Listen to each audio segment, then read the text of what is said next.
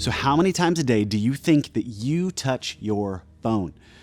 Now, a recent study showed the answer was 2,617 times a day. That is, that you and I are on our phone for an average of 2.5 hours a day. That's an average for all smartphone users. For millennials, the number's almost twice that. In every study I read, most people surveyed had no clue how much time that we actually lost to our phones. Now, there's a relatively new term, but it's called the attention economy. It's where everybody from app developers to marketing execs, behavioral psychologists, they look at your and my attention as a commodity. That is something that is limited, that can be bought and sold. And whoever has the greatest market share wins. Let me put it this way. Billion-dollar companies in Silicon Valley are competing with you for your own attention, and they're winning. Technology addiction is a real thing, and it's likely impacting your life and even your time and ability to connect with God. But the concept of the attention economy is not new. The enemy has been playing this game for all eternity. God wants our worship, and that's not just singing songs on Sunday morning. No, worship is our attention and our focus, and the enemy is aggressively trying to turn it from God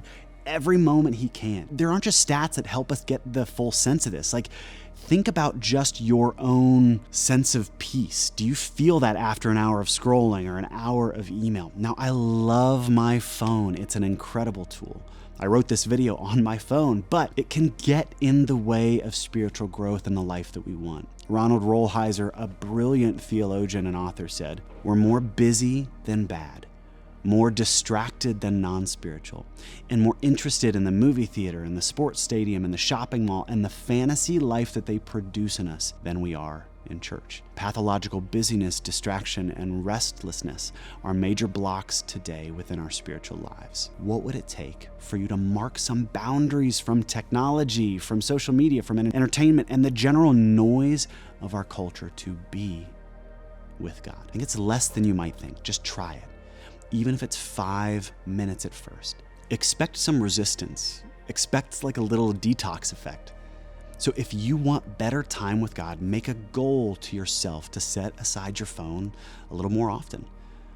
Maybe it's 20 minutes in the morning or the last 30 minutes before you go to sleep. I know it sounds hard and not even likely to matter that much, but as I've done it, it's made my time with God and my time with the people that I love the most more life-giving and filling than I could have thought. Because it's more than just a phone. It's where is your focus, your attention, your worship? How can we turn it back to God, back to Him more often than we turn to our phone? God wants time with you. And maybe for you, the single biggest obstacle that you could remove is just by giving Him more of your attention, by removing a distraction. And that quote from Rolheiser that says, "We're more busy than bad."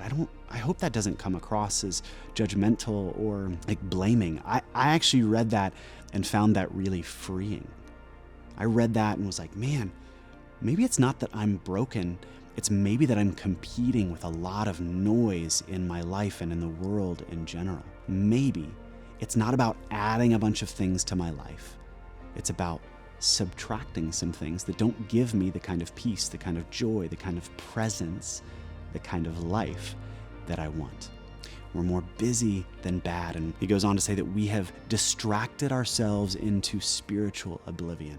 Man, that's not what I want for you. That's not what God wants to have with you. He wants to have presence with you. God wants to have deep connectedness with you. So, next time you sit down for time with God, maybe leave your phone in the other room, or set a time where that's just not on the table, literally or metaphorically for you, where you can sit and be present with God and hear from Him and just enjoy silence and a moment of time with Him.